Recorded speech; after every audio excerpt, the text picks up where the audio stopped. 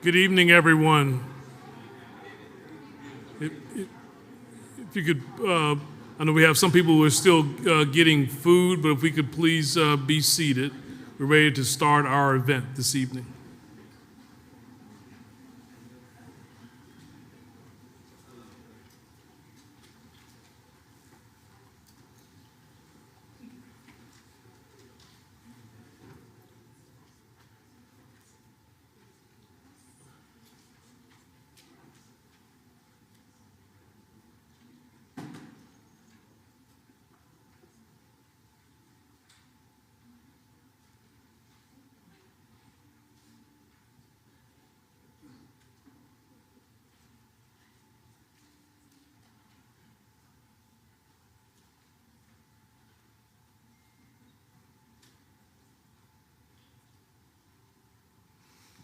Okay.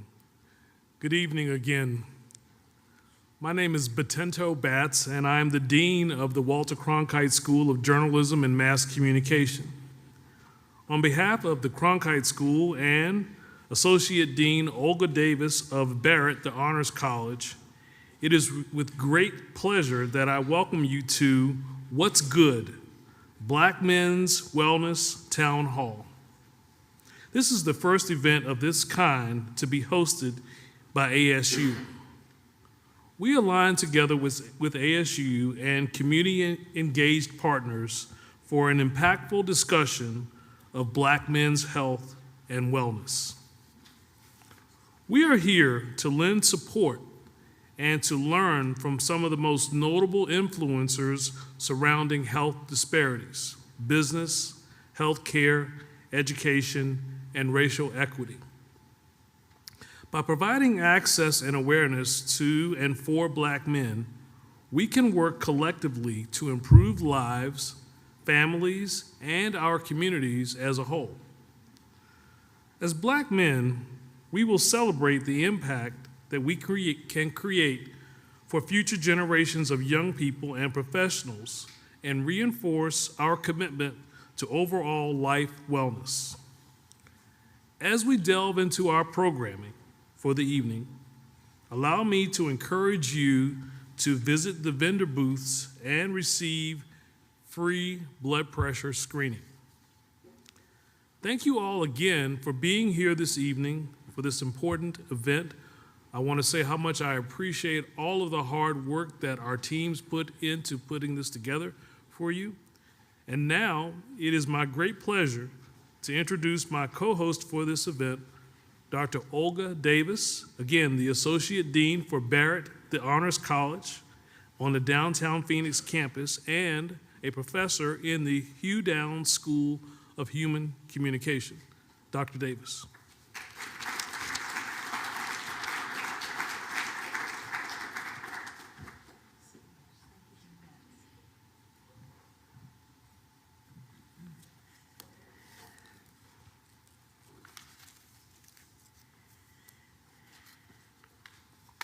Good evening, everyone. Thank you so much. You have no idea how wonderful it is to see all of you here. Dean Batts and I, as he mentioned, we have been thinking about this and planning this for over a year, and to be able to see you in the reality of our vision is just amazing. I'd like to first start off with our land acknowledgement, so that we never forget upon whose shoulders we stand on. ASU's campuses are situated on the homelands, the homelands of many indigenous peoples, including the Akimel, O'odham, and Pilpash. Arizona State University recognizes the original inhabitants of these lands and recognizes that they still reside throughout the Phoenix metropolitan area. And we recognize the impact of their wisdom and generosity toward us. I'd like to thank you for being here on behalf of so many people. First of all, I send you a very warm welcome from our Dean, Dean Tara Williams of Barrett the Honors College. And I want to also thank, once again, our Dean Betinto Batts here of the Cronkite School of Journalism and Mass Communication for allowing us to be here in this beautiful space to present this first inaugural event on Black men's wellness, and that it's a town hall event, which we'll talk a little bit about later on. I'd like to also thank our co-sponsors, Dr. Judith Karshmer, who is the Dean of the Edson College of Nursing and Health Innovation, and also our university's Chief Wellness Officer, to Dr. Scott Brooks, Director of the Global Sport Institute at Arizona State University, Dr. Deborah Hellitzer, Dean of the College of Health Solutions, Dr. Cynthia Leitz, the Dean of the Watts College of Public Service and Community Solutions, Dr. Stephen Tepper, Dean of the Herberger Institute for Design and the Arts, Dr. Sarah Tracy, Director of the Hugh Downs School of Human Communication, the R.W. Turner Lab at George Washington University, Mayo Clinic, as highlighted by Mr. Marion Kelly, who is here, and the Alzheimer's Association. All of these co-sponsors, we thank you for having the consideration and the insight to help with our vision of this evening. Without each of you and your units, we would not have had the possibility of doing this. I'm so happy to say that I am a part of a community of deans who lead colleges and who have so many things to do, but yet they took the time to say, this is something of importance. Let us give our support to what our co-hosts are doing, and that is Dean Batts and myself, to bring this to fruition. Also, many thanks to our planning committee, and many of them are in the audience. I'd like to please ask at this time that our planning committee please stand. Those of you who are here, and if we can give them a round of applause. Thank you. Thank you so much. Our research committee, and this committee is kind of our internal planning committee. We've been talking about this for just about a year as well. Our planning committee, or our research committee that's part of the planning committee, are a small group of us that look at sleep apnea and issues around trust engagement of African American men and in terms of health. Would our research committee please stand? Thank you. Thank you so much. Our staff at Barrett, the Honors College, Shay Alvey and Natalia Stefano, if you're here. Shay is in the back there. They have been my right-hand people. Thank you so much, Shay, and I think Natalia is running around here. But I wanted to mention the two of them. They've been wonderful in helping us. Thank you so much. Our team at the Cronkite School, Leah, are you here, Leah? And Malcolm Holmes? Yes, please stand. We're very happy to have you. Thank you, Leah. Leah's in the back. Mr. Holmes has just come in from Virginia, literally drove here from Virginia a few weeks ago, I believe it is, and he's been on our planning committee, and again, we would not have been able to do this without the partnerships. As you know, it takes a lot of people to carry on something like this and to pull off something like this. I'd like to also thank our publicity team, such as Barrett's Nicole Greason at Barrett the Honors College, and the publicity and video teams of Cronkite, who have made this evening possible. Might we have those individuals stand? We appreciate you as well. Any of our videographers and our video teams here at Cronkite, if you're here, you might be behind the camera doing your work, but we thank you so very much. I'd like to give you a little bit of the genesis of this event and the town hall approach that we're trying to carry out here. Just a few more words I will say, and then I will take my leave. History, present, future. That is what we look at when we think of Black men's health and wellness in America? What is its past? How do we build from that as we look at the deficits as well as the realities of health in the present? And what can we do to build a better future? These are the questions that propelled us to envision and then to create the possibility of an event such as this, with this community, in this space, at this time, and in this university. This is a first. This is an inaugural event of dialogue and discussion concerning the health and wellness of Black men and subsequently Black communities.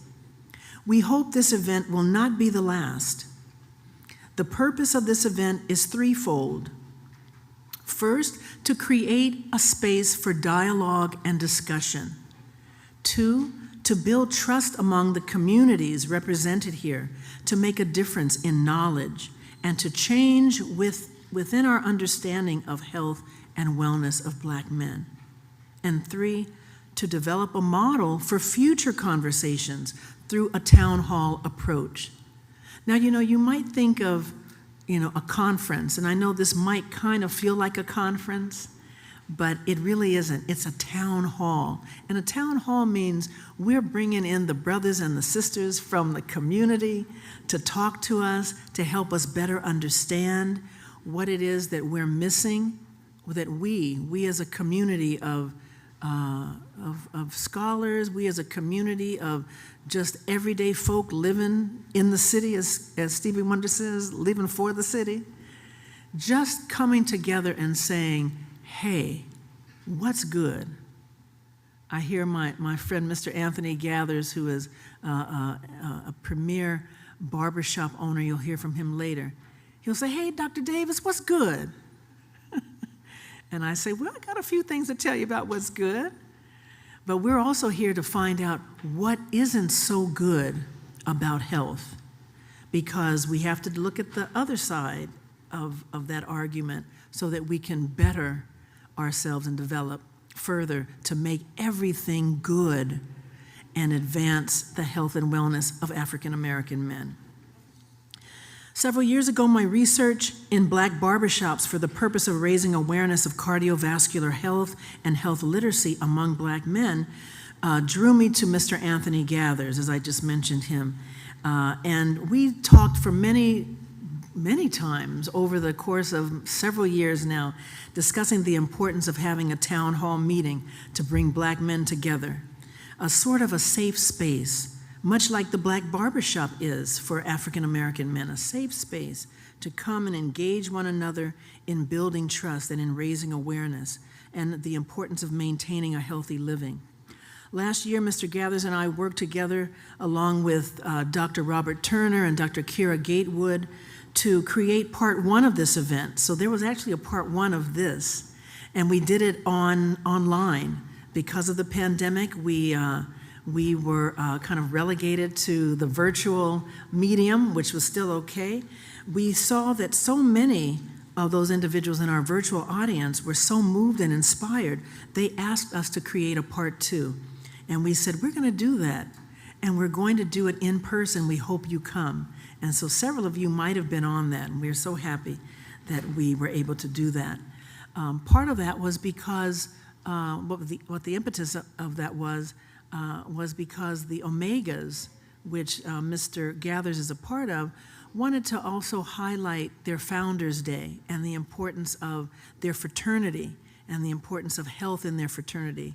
One of their founders was Dr. Charles Drew. You might know that historic name.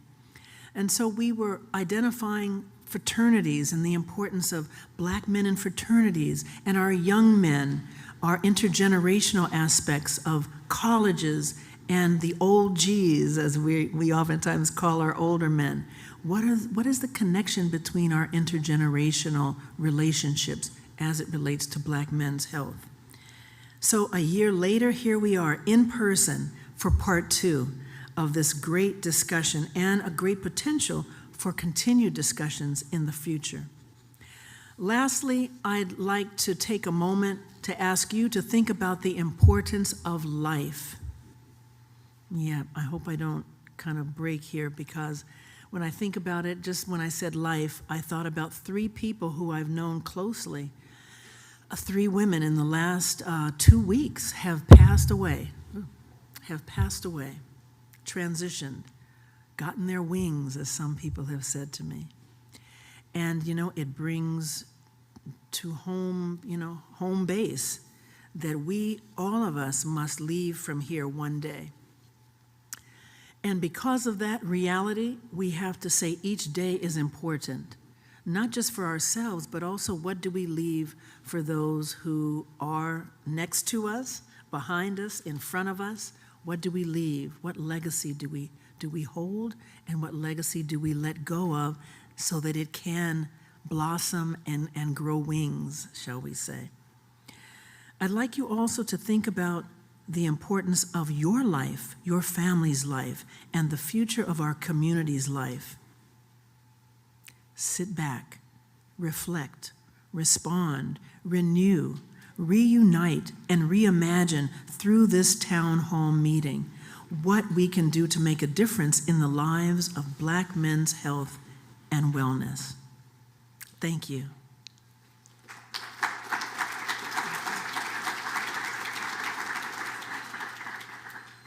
Now I'd like to introduce to you Ms. Mackenzie Kotlow, Project Manager of Wellness at ASU. Mackenzie will deliver a welcome from Dean Judith Karshmer, who was unable to be here with us today. Mackenzie, hi.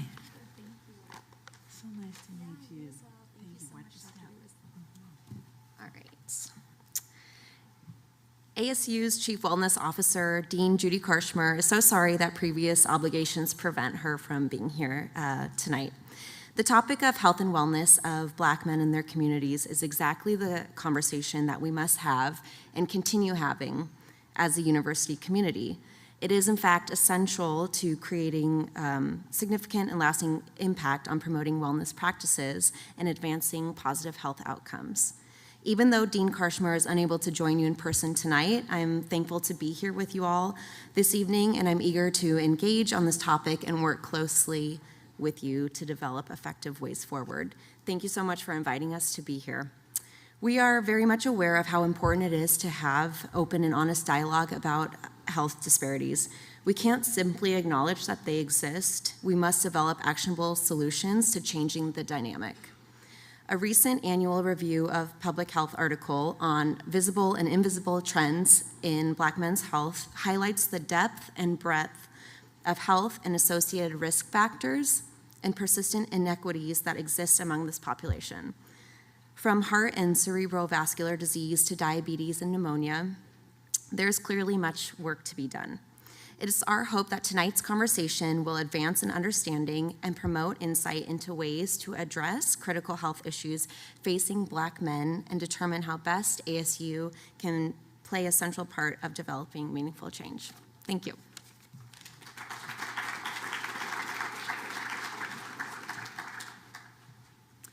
Thank you, Mackenzie, and please thank Dean Karshmer for us as well. Next, I am delighted to introduce a man who needs no introduction because he is so well known throughout the Valley and beyond, Mr. Marion Kelly. Mr. Marion Kelly serves as Director of Community Engagement at Mayo Clinic, Arizona, but wears so many different hats and so many illuminating creative qualities about him that he was the natural choice for our moderator for this evening's event.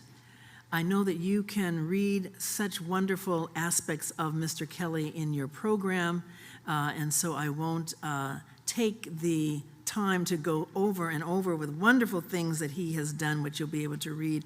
But I do want to say that I have known Marion Kelly for over a decade, and I am continuously amazed by the efforts that he does in demonstrating what he wants to do, how he wants to make the world a better place through health insights and determination to create opportunities for communities less fortunate in the knowledge about health and wellness. Just a few things that I pulled from his bio, and again, please read it. It's an illuminating bio. But Marion is known for being a co-founder of the Coalition of Blacks Against Breast Cancer, the CBBC. He's also founder and board member of the Diversity Leadership Alliance and the Coalition of Blacks Against Prostate Cancer, among so many other organizations. Too lengthy to include in my speech here, but please read more about his amazing life and bio up to this time in your programs. It is my sincere pleasure to introduce to you my friend, my colleague, Mr. Marion Kelly.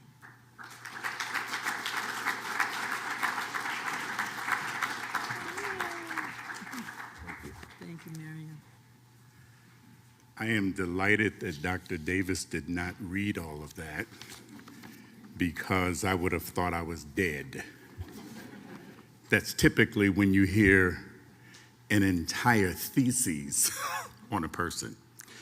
I'm delighted to be here today, and while you can read that bio, let me tell you really why I'm here. It's personal. I have 6 brothers. My grandfather and my father died of prostate cancer at ripe ages. They had good health care. My brothers and I have 7 sons. They have 7 sons. Those 7 sons, 2 of them have boys, and they're just getting started.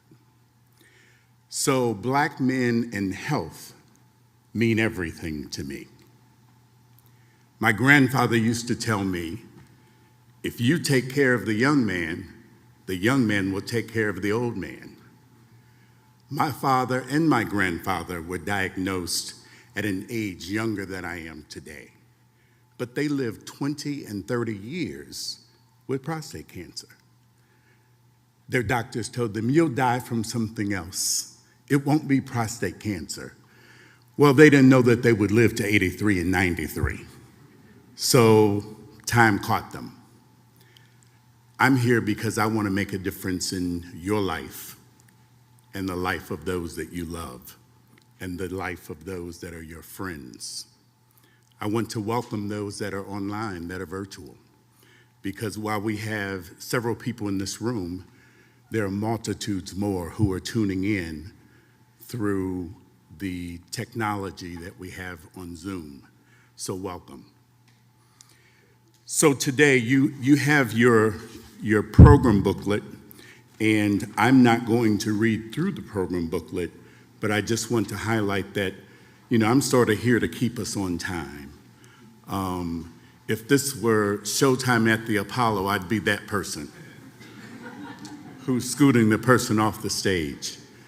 But this is Arizona State University, and what better place than the Cronkite School to host this town hall? School of Journalism and Mass Communications. It's all about the story. It's all about sharing our stories. It's all about educating one another about our experiences so that others don't have to suffer the ills that come with poor health. So this planning committee that I've been a part of for the last, it seems like a year, but it's been the last several months, have been a wonderful opportunity to meet great academicians from across the country, not just Arizona State University. And one such individual who I was delighted to meet that I've worked with before in the past when he was doing a project pre-pandemic, and I participated in a study group. And that's none other than Dr. Robert Turner. And Dr. Turner has his short bio, and believe me, this is the short version in the book, and I'm not going to read it to you, but I want to welcome to the stage Dr. Robert Turner II. Hear ye him.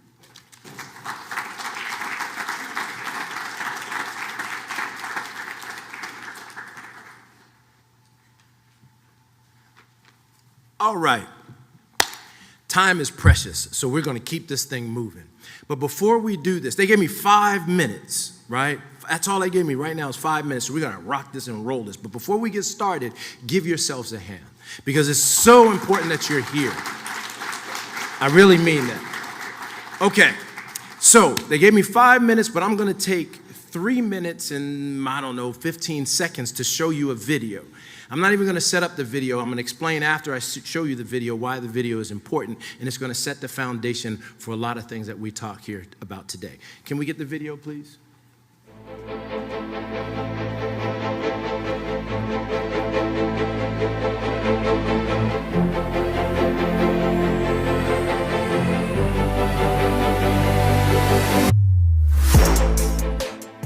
Are you aware that 90% of sleep apnea sufferers go undiagnosed? And you know what? It disproportionately affects us, Black men. Sleep apnea is a very serious condition. I suffered from it for many years and experienced some of the common symptoms, including things like snoring, fatigue, irritability, and weight gain. For more than a decade, I've had sleep apnea. I remember being asleep on the couch and waking up choking because the saliva had coagulated in the bottom of my throat because I had stopped breathing, and then I started to breathe again and started to choke.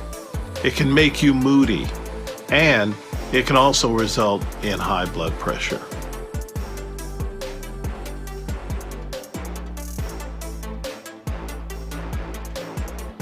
Sleep apnea is very dangerous and very serious, so I am encouraging everyone to get tested. If you have sleep apnea, you're 6 times more likely to die in a car crash due to sleepiness. Both me and my mom got tested, and we both found out that we actually are sufferers from sleep apnea, and right now we're able to get the treatment that we need. Visiting a sleep doctor or different types of sleep therapists considerably changed my life. I now can go to sleep and rest in my bed with the full knowledge that I have the support both through cognitive behavioral therapy as well as through the CPAP machine. I think in the culture today, typically individuals think of like not sleeping as a sign or a badge of honor, when in reality, it's something that can lead to a number of health problems in life.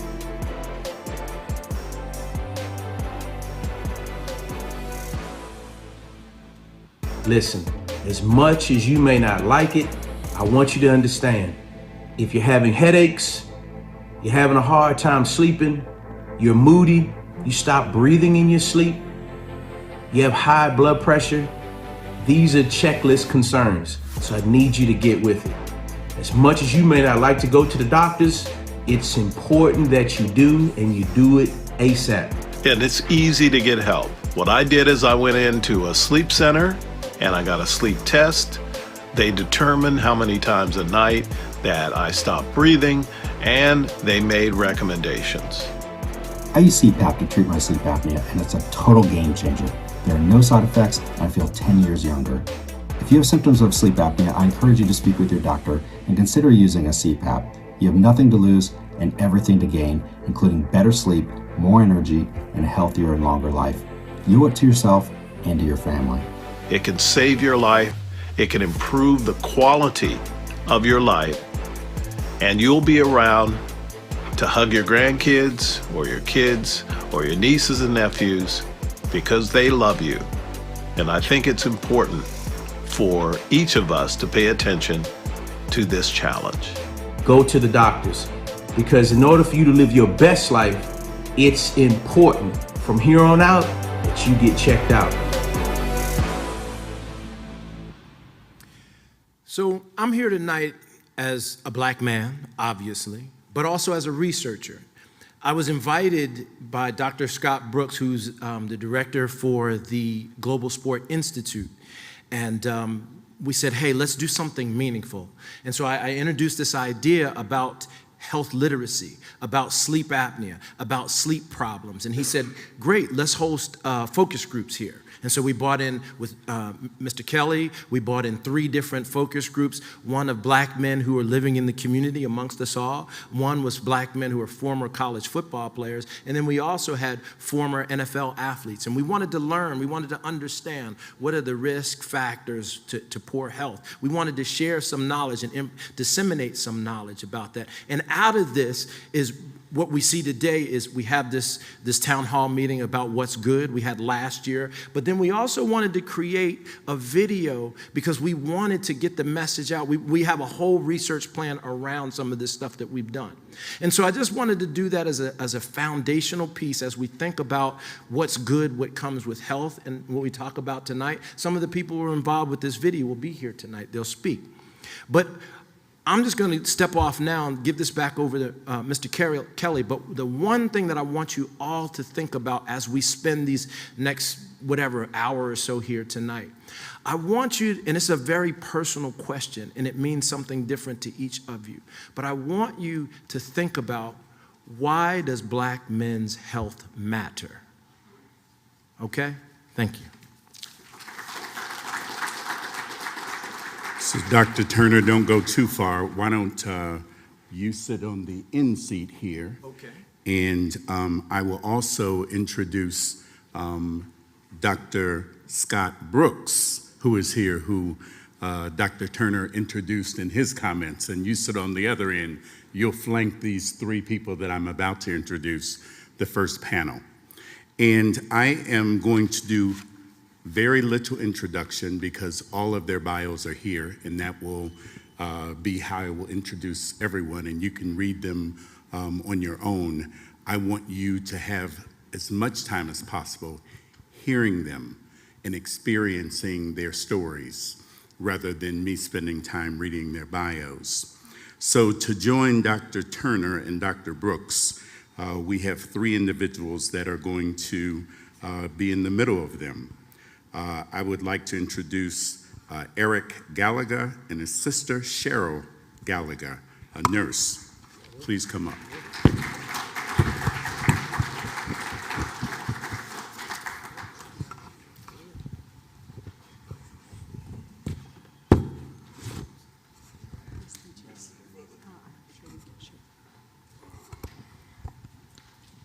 All right. Hello? Hello? All right, great. So, this is awesome. It's good to see you. So before we even get started, Eric, what's good? All's good right now. My middle son just graduated from NAU, May 6th, engineering degree. I'm very proud of him. And then my baby girl just started her junior year. She got accepted to U of A's nursing program. So she started back over there in August. So everything's good right now. And your sister Cheryl, what's good? Oh, well, being invited, okay. Being invited actually is really good. This is a pretty exciting forum because health literacy is a passion of mine.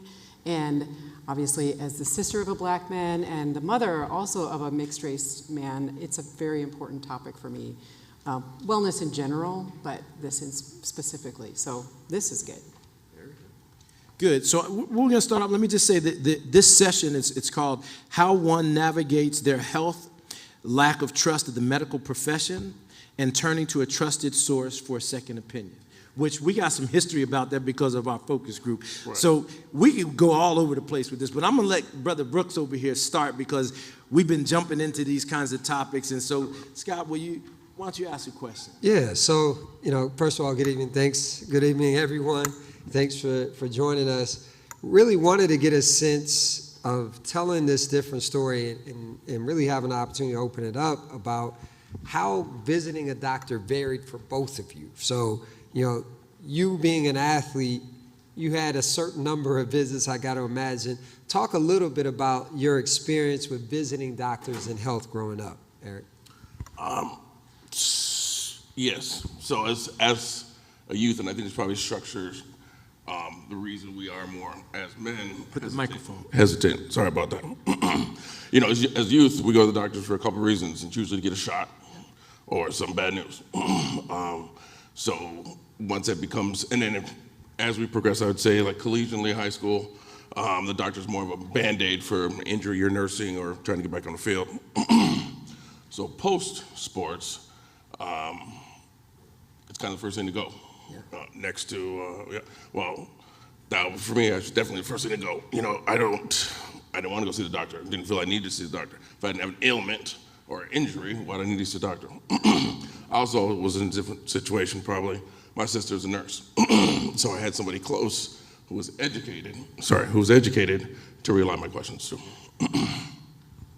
So, Cheryl, you know, as you think about this, what are some of the challenges you see, whether it's with Eric or Black men, kind of in your profession, this whole aspect of going to the doctor, right, and in this visiting part? What sense do you make of this? Yeah.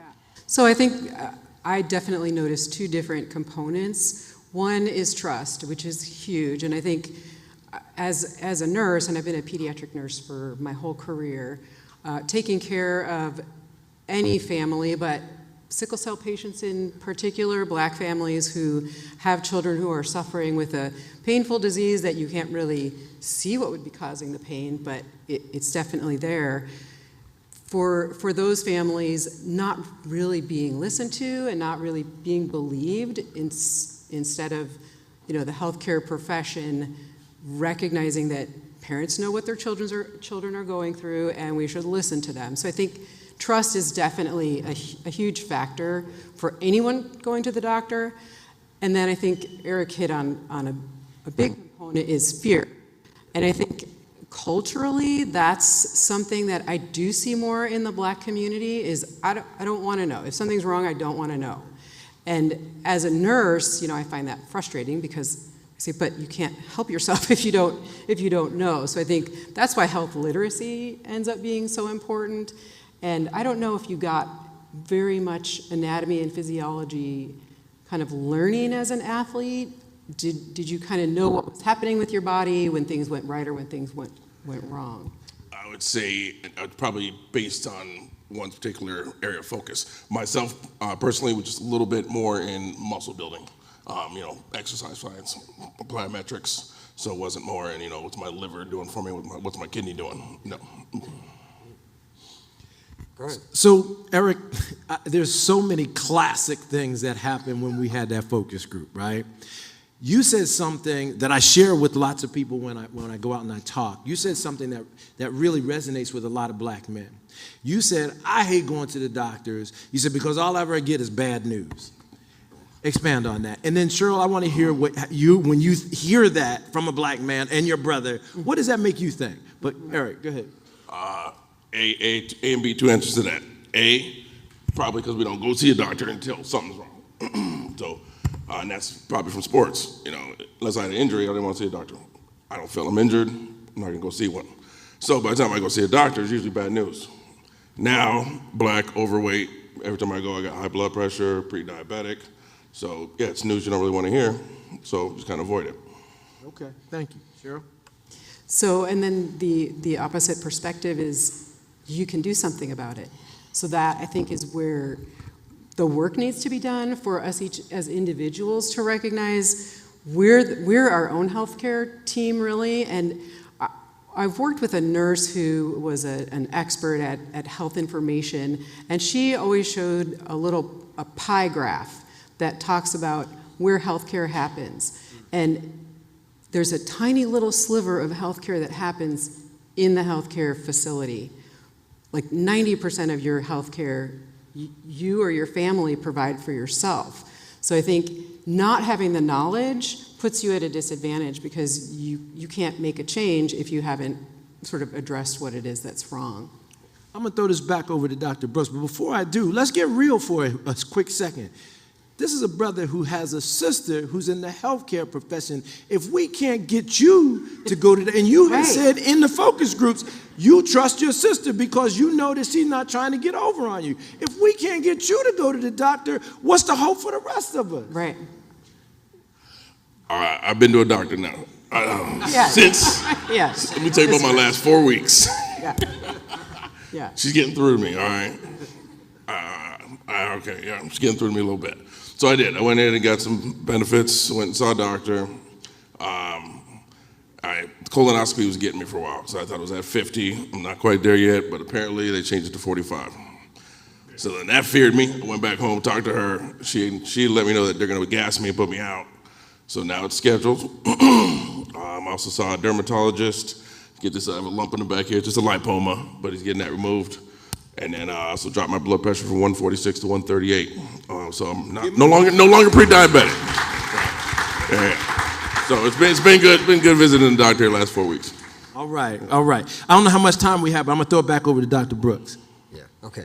Really, when I think about this, the blessing obviously is you have somebody you trust and in the healthcare field. I think for those who aren't in the healthcare field, but you're the loved ones, what's the advice to give to them on how they can help Black men? Well, I would say listening, being open. Obviously, that's always the first step. But I honestly think I didn't really have the kind of influence on Eric that he's sort of portraying.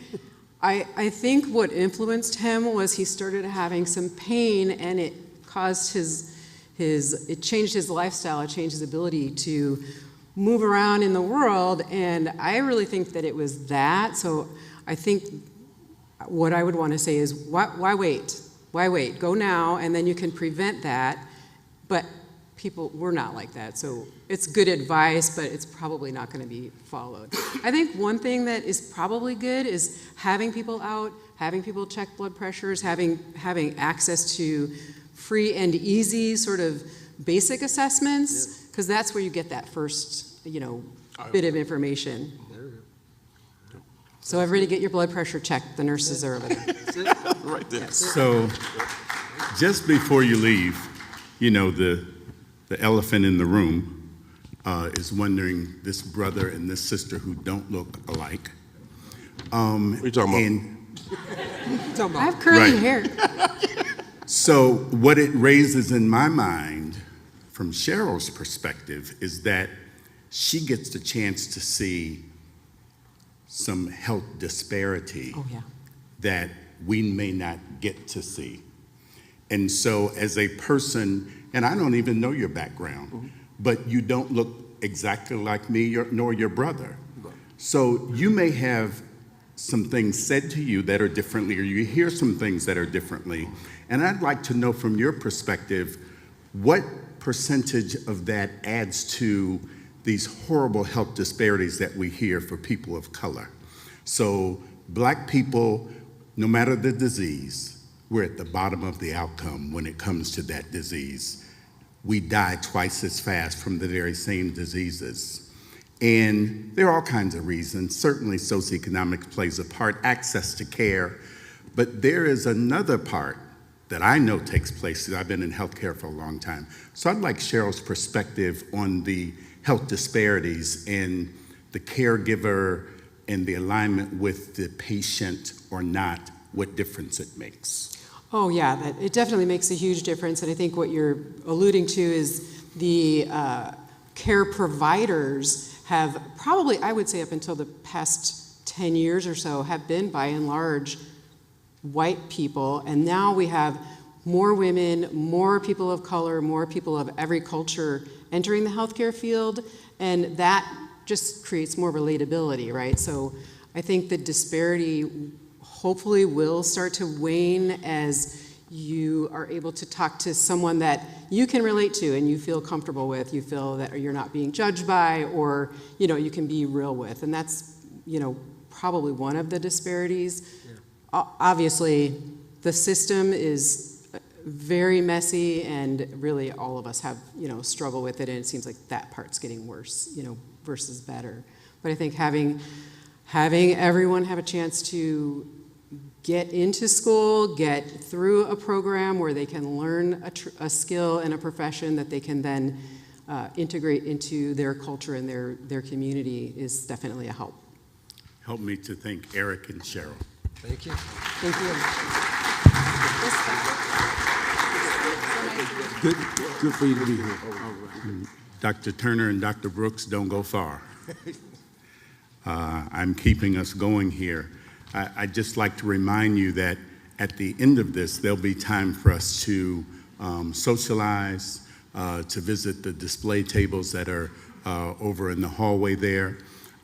We have clinicians here that might be willing to answer questions for you. We have these researchers here who have been working in minority health for a long time, and we really need to talk about our health. So don't let this day go and waste it when we don't ask the important questions. Get your blood pressure taken over there. So next we have a group of distinguished individuals, and I would like to introduce the next three panelists that are coming up. Damon Robinson, Todd Schuler, who is the owner of Black Steel Gym, and Anthony Gathers, owner of AG's Barbershop. Please join Dr. Brooks and Dr. Turner on the stage.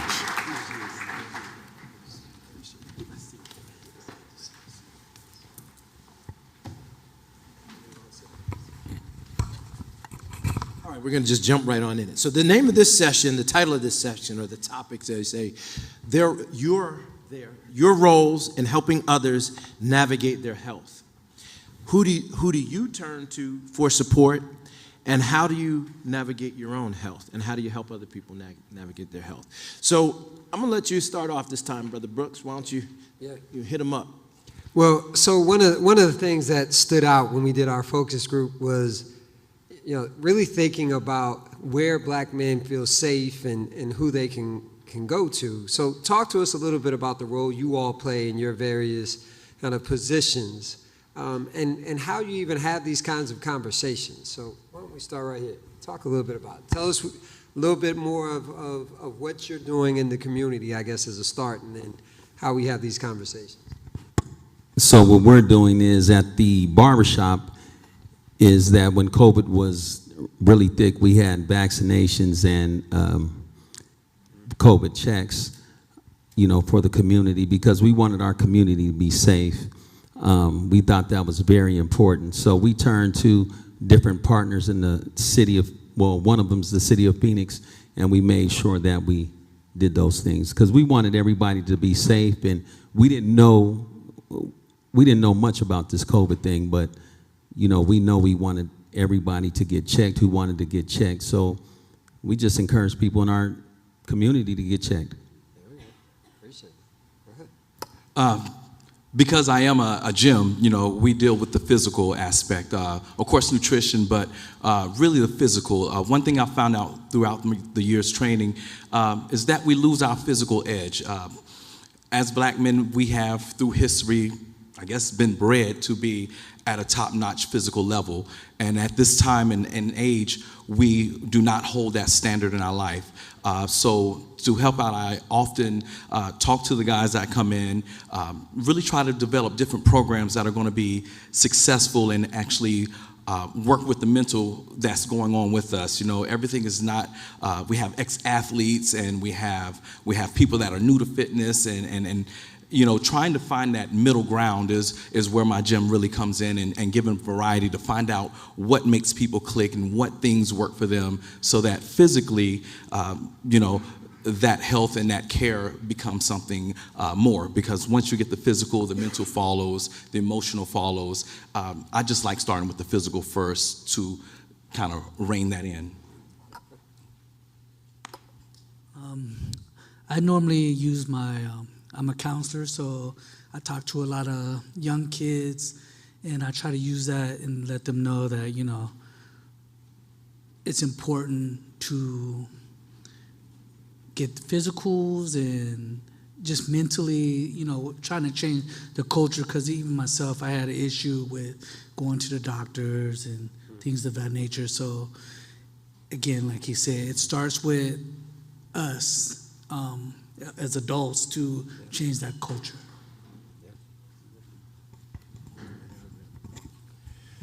So I'm going to ask each one of you, how do you even engage? How do you start a conversation with a Black man about his health? Let's just go across. My three closest friends are all Black, so we talk about it all the time now. Before it was like a taboo conversation. It was never brought up. Now, these last few years, I've lost some very close friends, and since I lost them, it's become normalized in our conversation. When do you go to the doctor? It's like we push each other, and before it was never even a topic. Now it's a common thread that we talk about. It's important to us. And I'm only bringing it up since you kind of jumped into that. Is this because you're old? Let me just, and I mean that with, with wisdom, right? I mean that, in terms of thinking about the Most wisdom. definitely. But is that what we're talking about? And I guess your role as well as a counselor, right? How do we do this for younger, right? How do we do it without having the loss becomes a part of it? And that was the issue, until I experienced loss, and it was never an issue. Yeah. My mom's a nurse, and you would think I would go to the hospital, but no. Even my fiance, she got to force me to go to the hospital. Yeah. I'm sick, like I'm dying.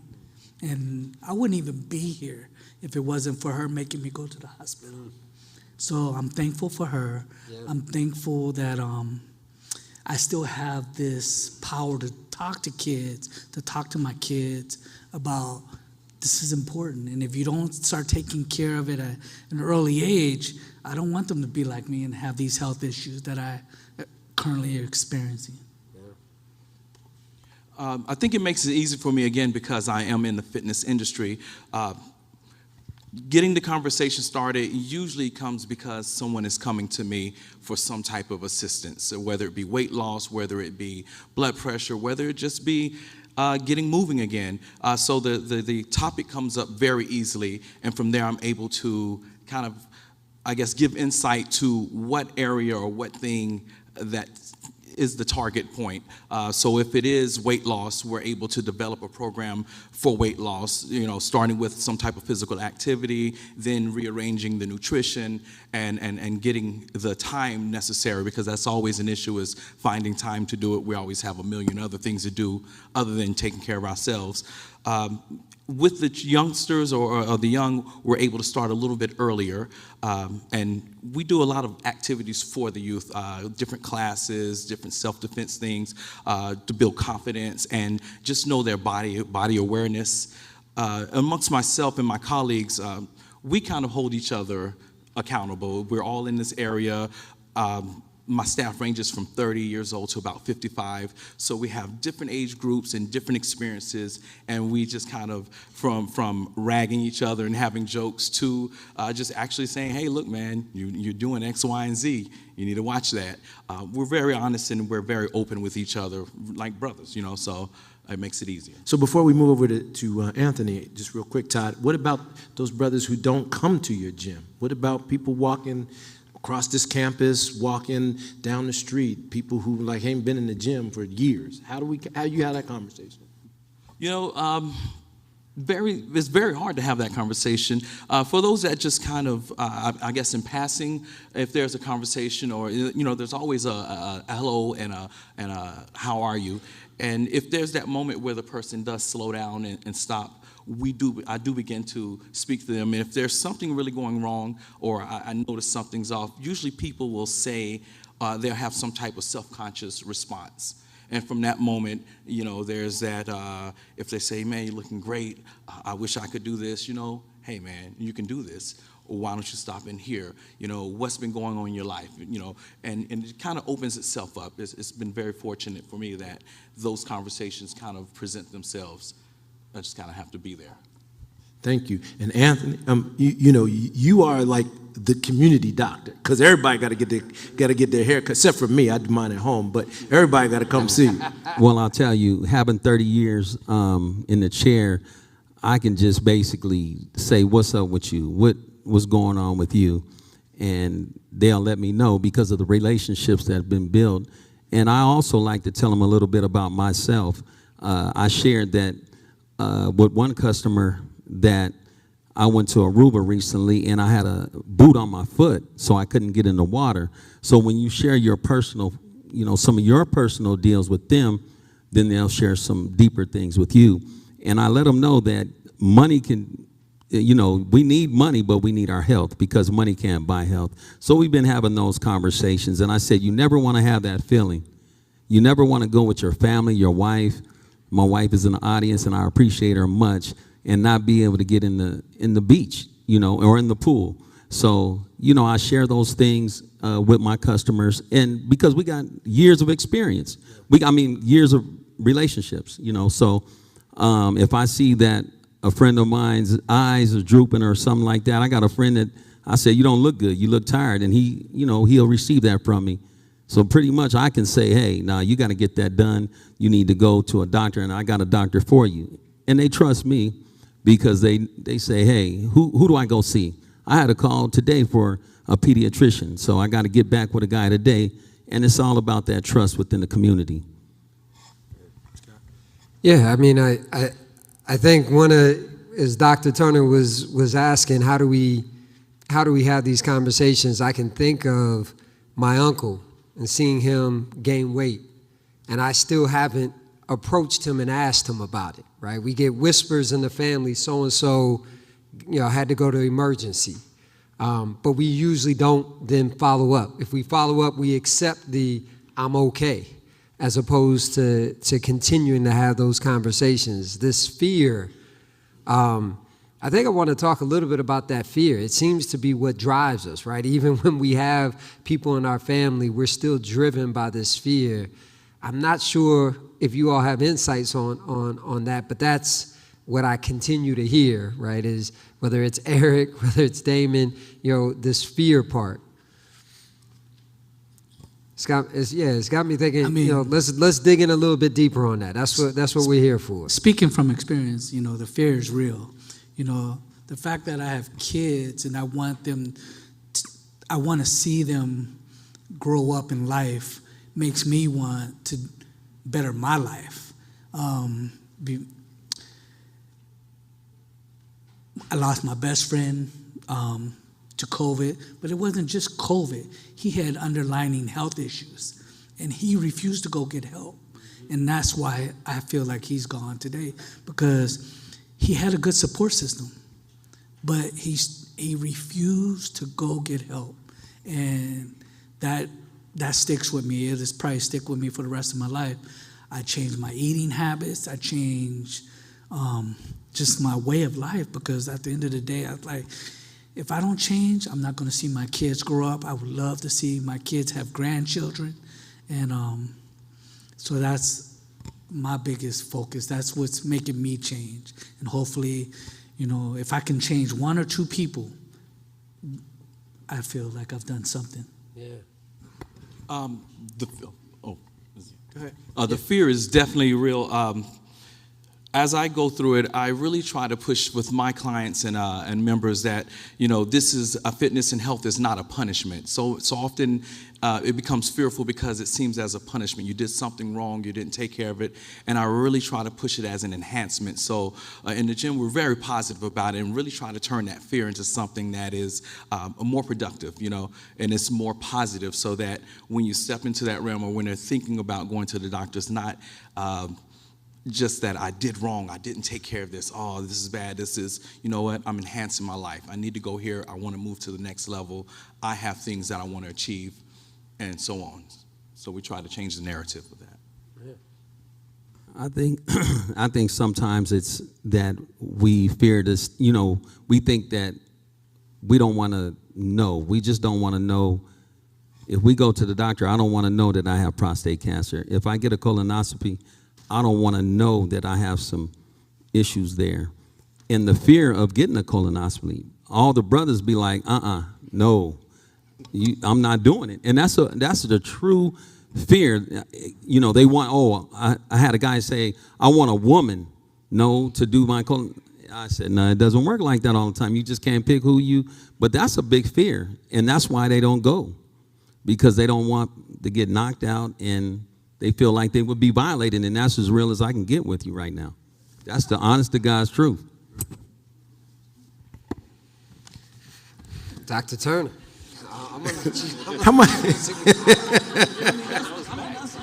I'm telling you what, you know. I'm sitting here and listening to three influential men in different spaces in our community. We have a counselor, a gym owner, and a barbershop owner.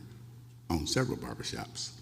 And I'm wondering, from where you sit, What are you seeing in the Black men that come before you when they talk about health? Are they open with you about their health? And then are you a referral source for them? Because that's changed. When someone says, well, I don't eat very many vegetables, or I've not been feeling well, or I've not had a bowel movement in 3 days and your stomach hurts, those are all reasons to do something about it. And so I wonder what you're seeing before you and then what you do with that.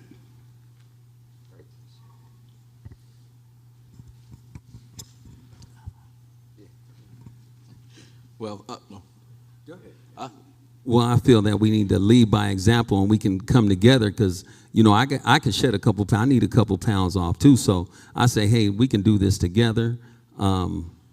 Maybe we'll go see a nurse about it, a doctor about it, and see if he can give us some tips on how to lose this weight or how to, you know, better ourselves and our health, whatever way that we can. So I think that we can partner with somebody and say, hey, I'll hold you accountable, you hold me accountable, and we'll get this done. And I'm still working on it. I'm a work in progress. So, you know, I'm doing that with a couple of friends. They hold me accountable and I hold them accountable, and that's how we do that.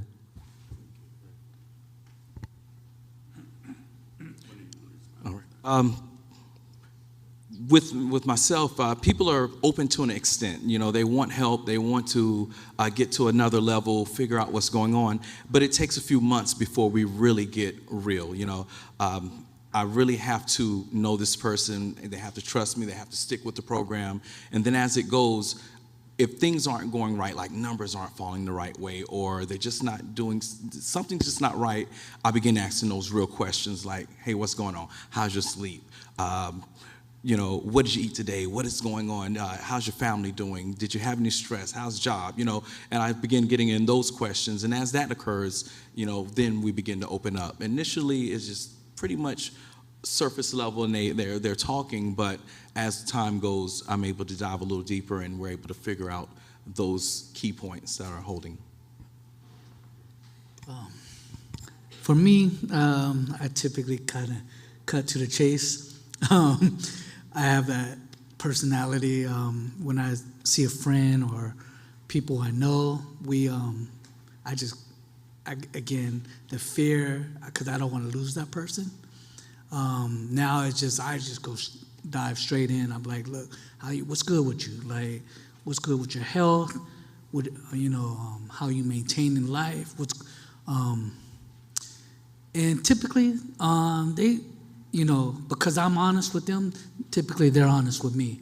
And, you know, I just ran into a friend at Safeway recently, and he has some health issues, and like he was telling me I can't even see out one eye, and we sat there for about a whole, like 45 minutes just talking about his health issues.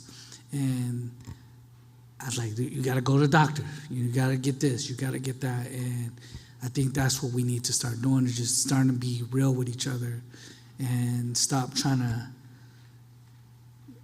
beat around the bush as far as, like, you know, we just need to start being honest with ourselves. So, Thank you, Mr. Dorsey, Schuler, and Gathers. Help me thank them. Yeah.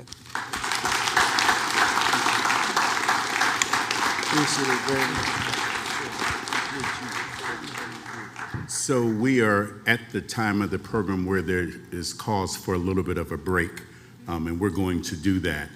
But as I've been in healthcare for 38 years, just in the last recent years, I've decided I was going to do something differently. And that difference is I am going to encourage minority communities, Black communities, brown communities, Native communities to participate in clinical trials. I know what the past has been. I know the fear around clinical trials. I happen to be from Indiana, and Indiana was a place that did radiology trials on young Black boys, 5 and 6, to see how much radiation a person could take before it burned their skulls. So I'm aware of all of the atrocities, the Tuskegee study and all the others. But let me say to you that there are too many oversights for that to ever occur again. There are too many people of color, who engage in clinical trials. Clinical trials are an opportunity for us to understand our communities and what impact a drug, a process, a procedure, an idea has on those communities specifically. So as you take your break, I want you to begin thinking about what you can do to make a difference for your community. And if you're not from those communities of color, what conversations can you have with your friends that are, that encourage them to take care of themselves? What's good? Come back in 10 minutes.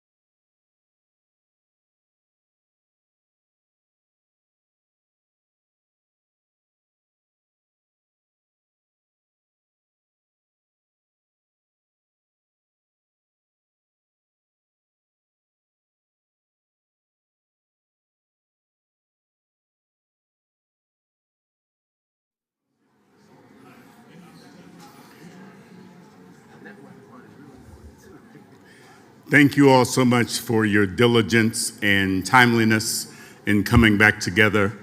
Thank you to the virtual audience who hung in there with us. I hope you went and got a libation of some kind to enjoy your evening. We want to get started with the second part of the program. And for those of you that are still in the room and not seated, if you could keep your conversations at a minimum, because this room carries, we would really appreciate it. The audience can hear all of that as well. So thank you for coming back in. Thank you for coming back, our moderators, and keeping things going. I'd like to introduce our next set of panelists. I'm delighted to introduce one of them particularly because I'm proud that he's a Mayo Clinic medical student. But let me introduce first Derek Kennard, and Derek can come to the stage as I introduce each person. A former NFL athlete. Kyle Williams, who is an alum of Arizona State University, now resides with me at Mayo Clinic as a first-year medical student in the Mayo Clinic Alex School of Medicine on the Arizona campus, and a former ASU football player. Welcome, gentlemen, and thank you for your presence. Before you step away, Mr. Kelly, I noticed we have a mic over there, right? Are we going to be able to maybe get some questions from the audience at this time? We will be. We have someone that is taking questions virtually who is going to get them to me. I don't remember who that person is, but they remember who there she is. So they remember who I am, and they'll get them to me. And if there is a question in the audience, if you will get to wave your hand if you're the person taking questions in the back so they know who to ask questions of. Leah, is that her name? If you're taking questions, raise your hand. Shay, who's taking questions? Okay, so those are the people to see about questions, all right? All right, thank you so very much, because we want to make sure that we get this open to the audience. Boy, I'm really excited. I really, really am. You're in for a treat. There's a whole bunch of good information going on around here. So let me just start by saying this. We'll jump right onto it. So, basically here we're talking about becoming trusted keepers for others, changing the face of healthcare profession and responsibility to the community. So I'm going to start off with that last one first. Both of you, as black men who have stature in the community for various different reasons throughout your whole life, how do you think about your responsibility to the community when it comes to health? It is it's an honor, and I believe it is a gift, but it comes with a great burden.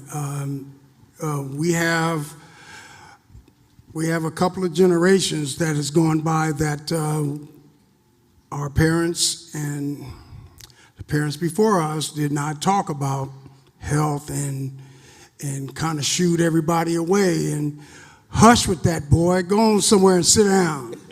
All that type of stuff was going on, but now that in my particular family, I have a daughter-in-law. All she wants to talk about is family health, and she comes and attack me about, I said attack. Yes, I said it. She comes and attack me about our family health, and she looks back and says, wow, you're the only Kennard that's lived this long. And I said, yeah. And she says, well, what's going on with what they all die from? What's going on? What's happening? I talk about that gangster life some of them have lived, and I also talk about the health issues that travel with through my family, and which was heart attacks and strokes. So with that said, that is something that has plagued my family for quite some time that nobody really talked about, but through my own eyes, I see that that has been the problem and the issue, and now we address it. Yeah, it's a big responsibility, especially being younger. I just started medical school. I'm 24 years old. So a lot of other people who've graced this stage tonight are older than me, and they're further along the path of upward mobility and spreading knowledge. I love that Dean Davis spoke about the triphasic aspect of tonight, which is the past, the present, and the future. And I think that what I look forward to most is taking the information from the older generation and seeing how we can really, truly impact the younger generation, which are my cohort and younger. And I think the biggest challenge we're gonna have, and it's been kind of undertoning tonight, which is just taking the ambiguity out of disparities in health. Damon said some wise words about, I just tell it how it is. And I think there's room for obviously being graceful and being understanding. But traditionally, African Americans, we're very insulated. And I think that that's one of the barriers we have. We like to keep things internal. Even amongst each other, it stays in the house. It doesn't leave. That's our business, as my mama would say. And I think that we should really eliminate that standard. I think that that's kind of holding us back from making strides. Yeah. You so young. I know. Well, it's important to have these conversations across the different generations. One thing that comes to mind, Dr. Harry Edwards, longtime sociologist with the 49ers, remember he wrote a letter to, it was Commissioner Tagliabue, so before we got Goodell, and he was saying, we're headed for a real serious situation in the NFL. And what he predicted was Corey Stringer dying on the field.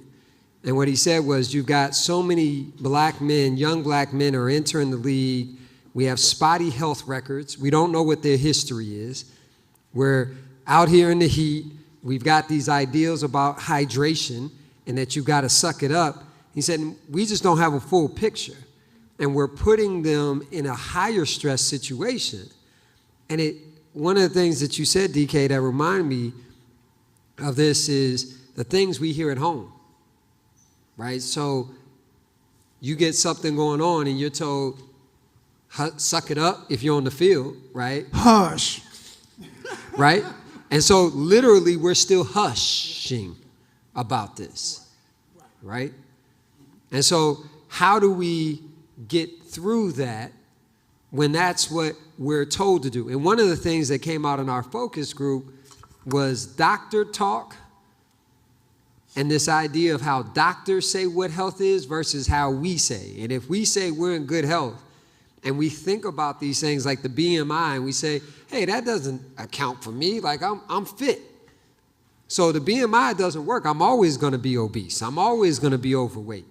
And then we just kind of throw that out there. So it doesn't matter what they're saying. They don't know who we are. Talk a little bit about that kind of relationship and think about it, your health. I know, I'm hoping it's okay to share, when you retired, you went for a long time before you figured out something was going on with you here. Yeah. Well, I found out that I was having sleep apnea problems, and I was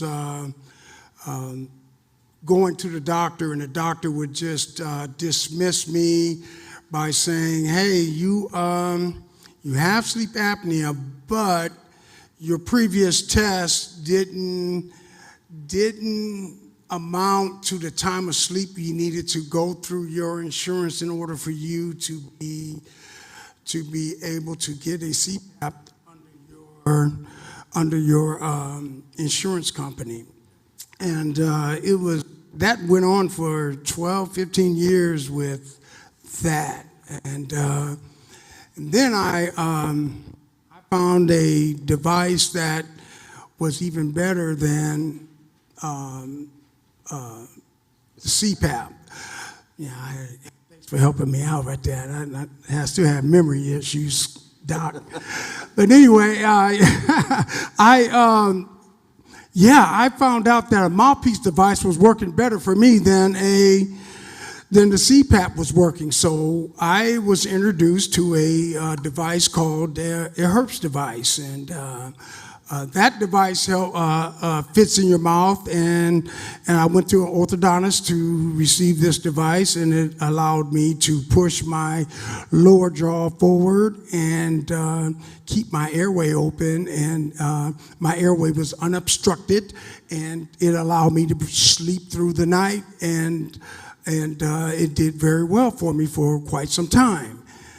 And of course, just a few years back, before the pandemic happened, I was introduced to a Vivos device, and the Vivos device it helps open up your upper palate, and they have a key that turns it to reshape your upper palate, and also opens up the back way of your airway to allow you to sleep with your airway unobstructed.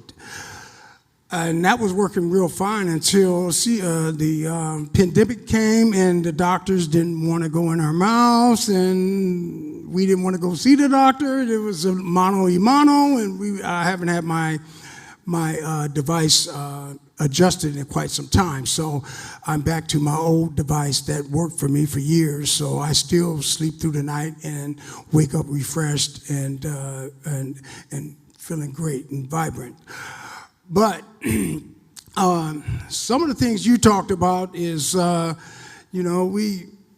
gotta start speaking about this stuff. I've been on this soapbox for a long time, and I'm glad you guys put this together. So both men and women alike, we do have sleep apnea. You snore, you got sleep apnea. You need to go get checked. You need to get checked out, and you need to whether you like a CPAP. CPAP is not for everybody because it's not for me. The herpes device worked fine for me right now, and I sleep through the night and wake up refreshed every morning. At the height of my sleep apnea, I was waking up at street lights with people tooting their horns behind me. I was having some real major health issues. I was 460 some odd pounds. I'm 330 something now, and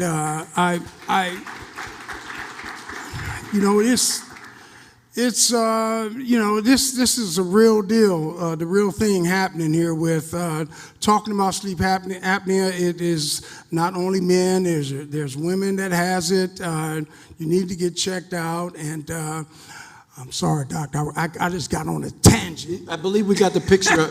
We got the picture of the device. Kennard, it's behind you. The picture. Excuse me. The device is behind you. Yeah, I asked Dr. Davis to post these images up here for me so you can see that this device here is the herpes device, and it has those hydraulics on the side to help you keep your airway open, and you're able to breathe through the night, and it sets your lower jaw forward and allow your airway to be unobstructed. For me, this was instrumental to me because the air being pushed through my airways was bothering me. I could not tolerate the air, what is that called? The CPAP, to push the air through my airway. I just couldn't deal with that. It wasn't working for me. This works for me. Whatever works for you, and it's going to make you live better or promote better health for you, please use it, and maybe to help you as well. All right, thank you. Kyle, let's get real for a second, right? When we had our focus groups, one of the things that was loud and clear by the black men in our groups was they don't feel comfortable unless they can find someone who looks like them, unless they can find someone who has a background like them. Help us understand, those in the room, those who are here in the video, virtually, how does a young black man who played college football, What do you have to actually go through to become a doctor? How do you get into medical school? Yeah, so medical school traditionally is just a very crazy path, very tumultuous. Some people traditionally think that it's something you have to know, you want to get into early on, but that's really not the case. I was a late bloomer, so to speak. I didn't meet a doctor until I was around 19 years old, and it actually came from an injury. And you're only 24 now. Yeah, so I'm 24, yeah.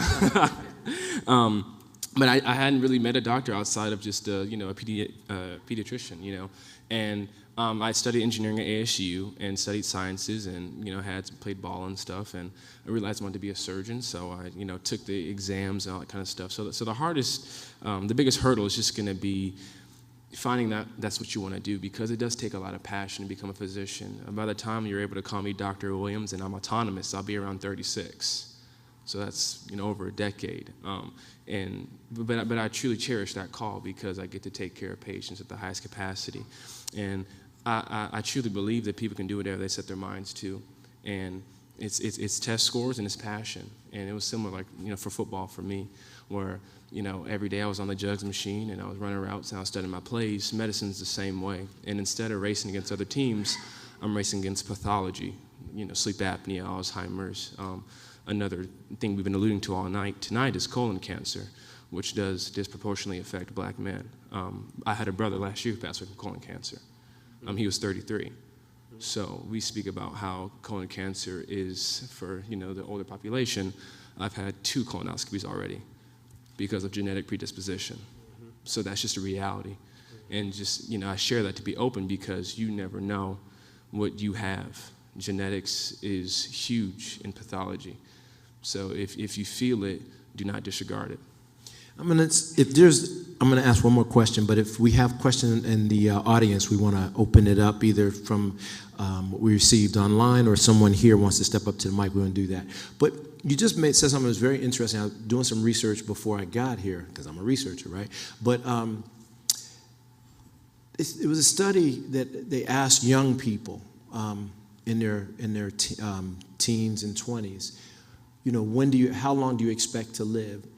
And something like 50%, under 50% of the black young people that they talked to said they did not expect to live past 35 years old, right? And you're just talking about, it was a sociological study. You're just talking about you won't be a doctor until you're 36. How do we give our young people hope? How can we help them understand that their health matters? Yeah, the first thing that I love to just expose is the fact that obviously the history of African American people is very complex, and over time we've kind of been able to evolve into these high capacity individuals who can suppress a lot of information. A lot of our hurt is just suppressed. And I think that exposing that truth is going to allow us to give hope because we know that we're predisposed to not want to do anything about our situation. So as young as I am, there are people younger than me who look up to me and say, hey, how do I become a doctor or a football player? And I just really encourage them to take it a day at a time. I cannot control tomorrow. I can control tonight. And that's what I tell them is that we're not promised tomorrow, and taking it a day at a time to reach your goal. Small steps. We have big visions, but I think small steps create big visions, and that's how I give hope to younger people about reaching it, decades in advance. DK, how do we help give our young brothers hope about their health? What's your questions, Doc? How do we help our young black men in particular understand that their health matters, that their lives matter? Well, we gotta fill our kids with love first. That's the first thing, and we gotta come from home and let them know, and you gotta also show by example. When I say show by example, I'm talking about when you pack their lunches, put a healthy lunch in there, and act like you care. And when you come home, when the kids do come home from school, you fixing healthy meals opposed to all the junk and the stuff that is put on the child's plate of what they want, cookies and all the stuff that they really want. I got a granddaughter she cried last night. She cried because Papa would not put some extra cookies on her plate. I wouldn't do it to her. I'm just towing the line, so we're just setting an example. But yeah, we got to show them by example and show them that way, and it all starts from home.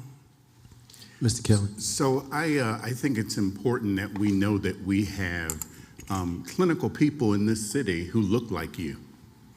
And so I'd like every clinician, I'm not saying physician, nurse, psychologist, whatever clinician you are, if you're in the room, please stand.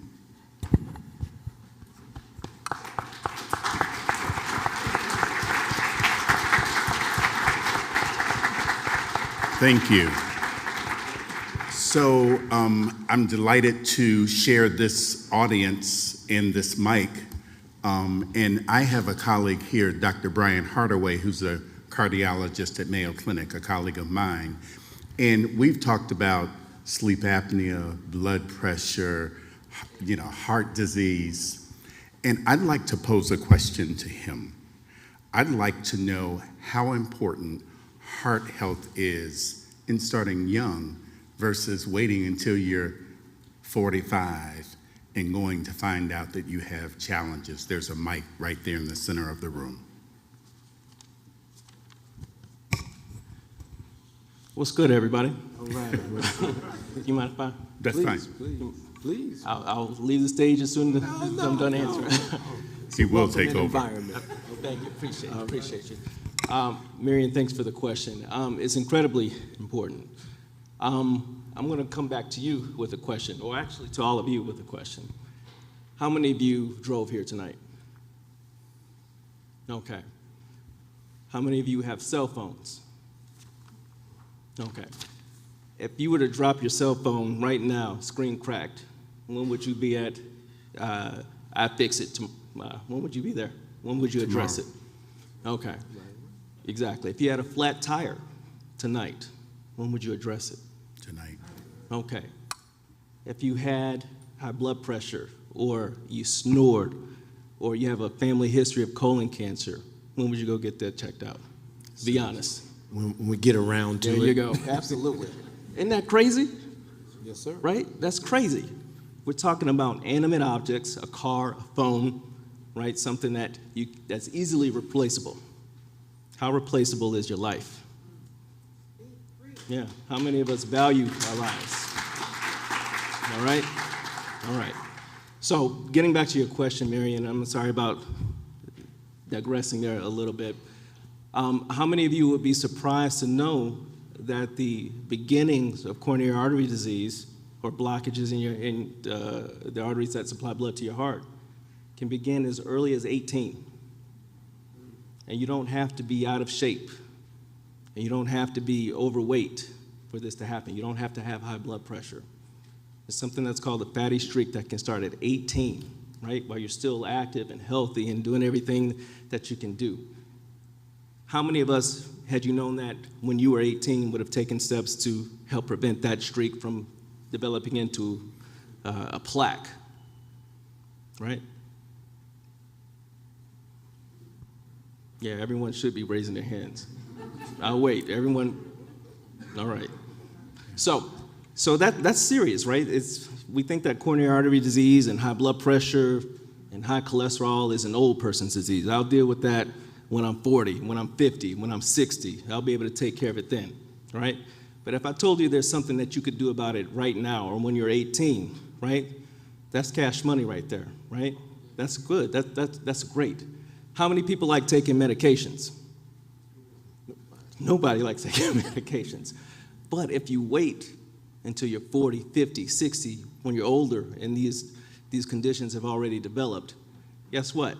You're going to be taking medication. You're going to be taking a lot of them, and I'm going to be prescribing them to you. I'm going to say, hey, I didn't want to have to do this to you, Kyle, Derek, but it's now so far gone that anything that you do in terms of diet, exercise is not going to help significantly. We have to take medications, right?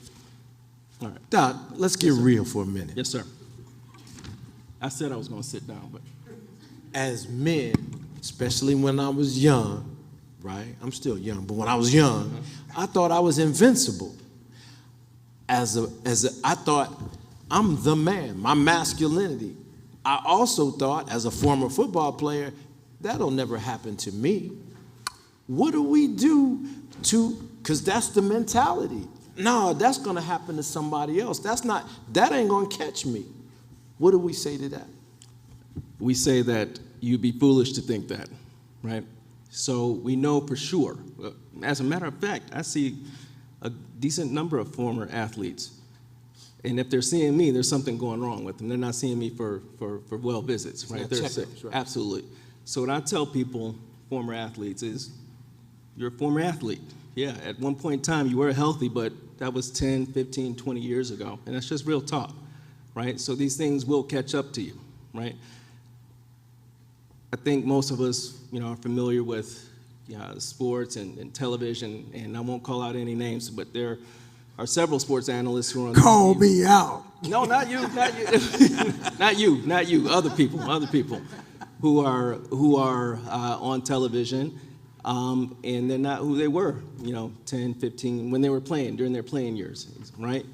So they are not immune.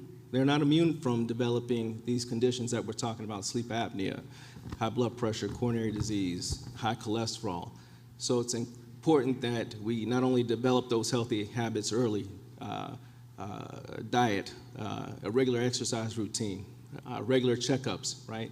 That we establish those patterns early so that it can serve us for the rest of our lives. Thank you. Will you all help me thank the panelists? And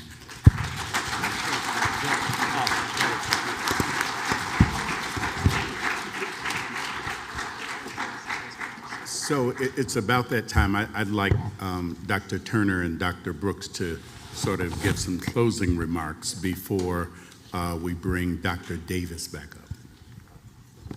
Well, I think when we started this project, really it was an opportunity for us to try to explore this health literacy and this puzzle.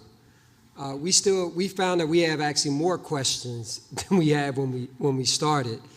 I wonder about the connection when I continue to hear what we're doing, and we know it doesn't make sense. It tells me there must be something else that's going on. Many of us don't know our family histories.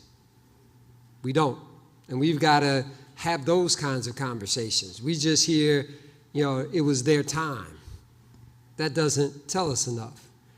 When you hear cancer, we don't actually know what that means. We don't know how serious it is. We just hear cancer. I think without a picture of how you live with cancer, when we say we're afraid to go and what we might hear, it automatically we jump to the worst. And then we want to say, well, so-and-so lived through it. I've heard my old head say, hey, this is the way my daddy ate, this is the way I'm going to eat, and hey, it ain't hurt me yet. Well, that's not true. He ended up with a quadruple bypass. But in his head, he had done it well, right? And we'll take the victory if we outlived a parent, even if that meant we didn't get all that we could have gotten. So I think there's a lot of myths that we've got in our communities that we've got to bring out and address. I think that there's also, for sure, we've got some blocks that maybe are tied to other things. Might be depression, could be anxiety, could be these other things that are going on in tandem, right? These comorbidity kinds of things. And so we really have to start to develop a new language too. We got to be able to understand what it is are going on. It's not that people are wrong in saying that what doctors are telling us may not always apply, but we don't know what is right. We don't know how far to take that. And so there's both sides. There's a structural piece to it. We know and look at our healthcare system. It doesn't work well, as you said, Cheryl, it doesn't work well for anybody, really, right? But we know how it's exacerbated for us. And so I think there's several things for us to address. And I hope that we continue to have these conversations so that we can get to it. I think some of the best practices, it seems, is when there is something going on, the obvious thing is to have support and people encouraging you. I think the other part that we get is there a game plan, right? You go to the gym and here's a program. We often stop dieting when we don't get the results we want, and we just throw the baby out with the bathwater, as opposed to, let me just get up next tomorrow and continue to work on this. But again, if we're not educated on these things, we're willing to just say, you know what, that is for another day. Literally, I spoke to a retirement person today, and it sounds like the same exact thing. We think these things are for old people. And if we think that these are things we can continue to put off and we'll just deal with them later, we don't take the proactive steps when we're younger. And we need to do much better. And that does start at home, having the conversations, not hushing people, but really finding a way to actually communicate what is going on and what are the things we should be doing to address it. So, what did you think and get out of this? Man, I tell you what, I got a lot out of this. Before I came today, I've been doing some research online. And do you know 4 years ago, the lifespan of a black man in America was 72 years old? Today, depending on where you live, the CDC says it's down to about 67, sometimes 68. COVID had something to do with that, and some other. We've seen a lot of the gain lost that quickly, right? And I think about my friends. I think about the people that I care about. I don't want to see them go, right? So, maybe I am that guy like DK was talking about. I'm the one talking in the family all the time. We got to get this right. Right? It's really that important. And so I started off today, you remember I said I wanted to challenge each one of you, and I hope that you have thought about it. Why is black man's health important? Why is black men's health important, right? And there's a lot of different reasons. You and I, we talked about a lot of reasons for ourselves, but I'm hoping, through all of our brothers and sisters, whether you're black or whether you're not, right? I hope you've come up with or will continue to struggle through why that matters and why what I heard tonight was a lot about community, right? Accountability, caring about another person. Right? And on that note, I want to take a quick moment because you meet people along your life that helps you where you never know where you're going to go, but there's people that believe in you, invest in you, and one of those people is here tonight that I hadn't seen for years, so I'm going to just call him out, my brother Al Dixon over there. Please stand up, Al, for a second. When I was finished, I was playing in the Canadian Football League, trying to make it to the NFL. Al took me under his wing and said, we're going to get you there. Right? And all of these years, man, it's good to see him here. And he's one of the reasons why my health matters, because he's invested in me, cared about me, showed enough, came up here tonight. So we all have people in our paths that help us. But I really hope, and I thank, the Global Sport Institute, I thank Arizona State, because not a lot of institutions have the guts to do something like this, right? To especially, in a population like the state of Arizona. I live in D.C., we got lots of black folks there, right? I don't know what it is here, but there's courage. There's people willing to say, let's have the tough conversation. Let's figure out how to answer this, how to deal with, how to address it. So I just love the fact that y'all are all here and encouraging us, and hopefully as a community we can come together and keep looking for answers to help people's lives get better.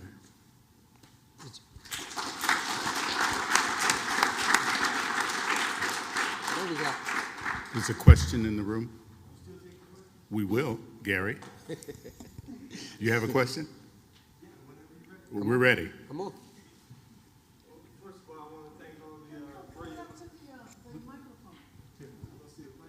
I got one. Thank you. Yes, sir. First of all, I want to thank all the brilliant minds that put this together. I think this was very powerful and dynamic, so I appreciate all you guys that put it together. Now, we were talking about going to see the doctor or whatnot, and the young nurse over there mentioned fear and trust. Now, for me, I haven't had the issue of fear and trust of going to the doctor. But in the climate that we're in today, I have crazy fear. For example, now I need to know what political association my doctor is. I can't just go to any doctor. And I mean, it's a struggle trying to, figure those things out. But I don't think everybody is going to have our interests in heart, especially after we see the last few years. So I'm curious if anybody else have those fears. That is a great question, Gary. Thank you. The issue of health is so multi-layered. The recent years of events, the killing of George Floyd, the murder of unarmed Black people in America, the rise in white supremacy, all of those issues hit minority communities differently. And that's part of our filter. So everywhere we go, we're questioning who's on the other side. That feeds the fear.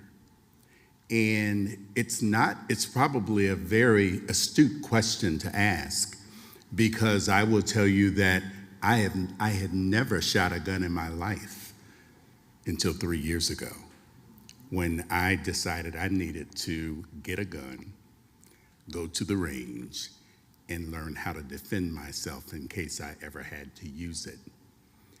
Now that has spilled over into, I wonder what this doctor thinks of me. I wonder what their political affiliation is, because now we've clouded politics, church, and community. And depending on where you sit in each of those is the lens in which we have to filter. So that's another topic that we will get back to perhaps at the next Black Men's Town Hall. But at this point, I would like to bring none other than my sister from a different mister, Dr. Olga Davis, back to the podium to give some last-minute comments before I release people from here to socialize.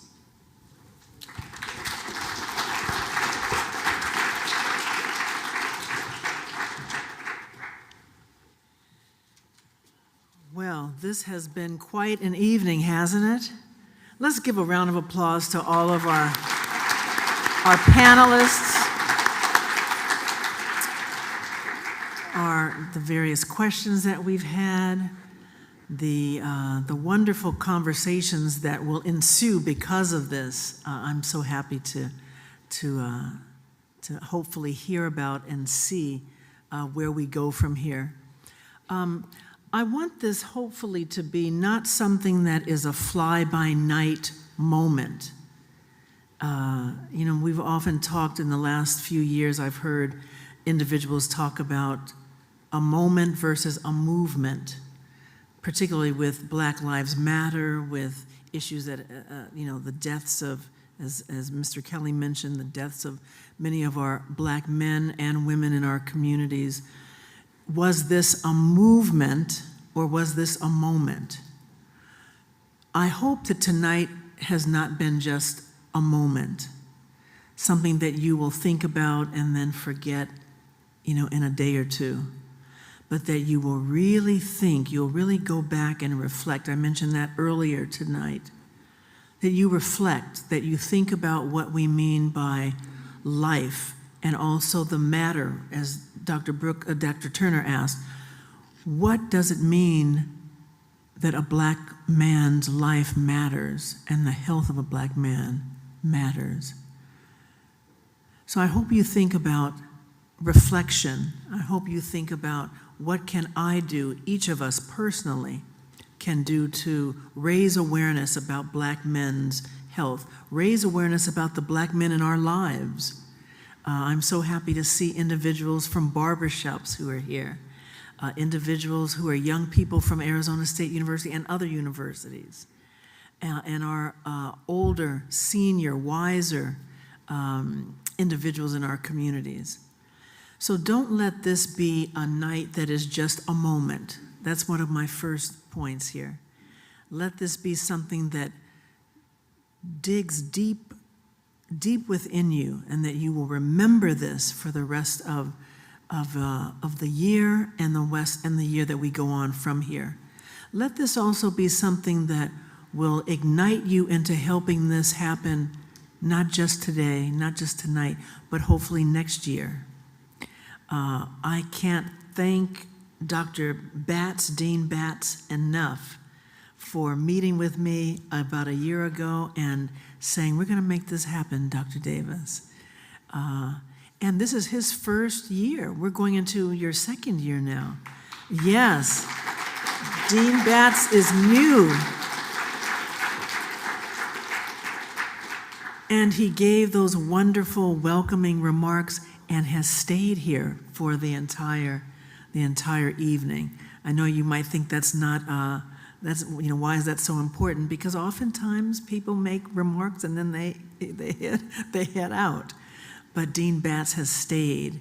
Dean Batts is the architect of how to move not just this school, the Cronkite School. I hope you know how important it is to have a leader like Dean Batts in a place like this, the Walter Cronkite School. I know we all know the name Walter Cronkite, and that kind of depth of what that means, but also to have someone of the stature of Dean Batts to move forward, to have the consciousness and the level of bringing consciousness to the university community and the community at large is a rarity, and we're so honored to have you here, Dean Batts. Thank you so much.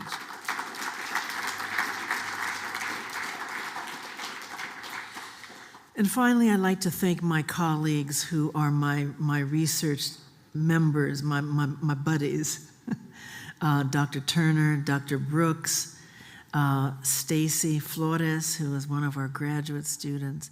I'd like to thank them because they have embraced me and asked me also, let's join forces to talk about the issues around Black men's health, about raising awareness, raising knowledge. We call that health literacy.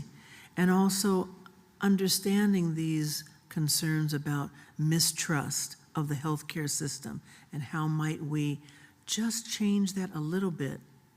It just takes all of us in this room, just takes a little bit of understanding and knowledge and communication and conversation to make a difference. Thank you also to the doctors who were in the audience, who were part of what we've done here tonight. We thank you so much. And of course, as I mentioned earlier, all of our panelists. I won't continue to talk, but I just wanted to again say thank you. My wonderful team, I'm looking at them.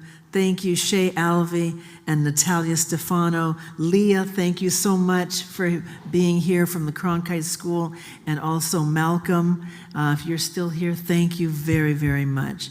Thank you all for being here tonight. And I believe one other person is coming up. Is that Mr. Ranger Style? Will you be, or Mr. Kelly, are you still here? I can close out if I want to. All right. Well, I think we'll pass that on to Mr. Kelly.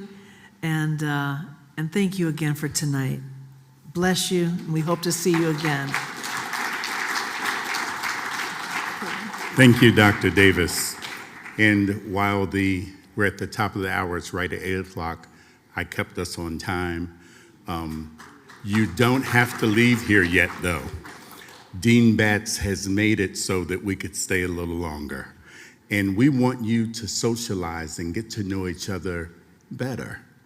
We want you to go over to the tables. We have Alzheimer's Association. We have nurses back there from the ASU School of Nursing that are doing blood pressure checks. We have the Coalition of International Students. We have the Walter Cronkite College Council, another ASU school back here, I'm not sure what it is. And then I'm on the very end, the Coalition of Blacks Against Cancer. And Dr. Angela Allen and I will be there to answer any questions that you have related to cancer and or related to the importance of minority people enrolling in clinical trials. It's killing us. Have a great evening. If you leave here, drive safely, but I hope to see you over at the tables. Good evening.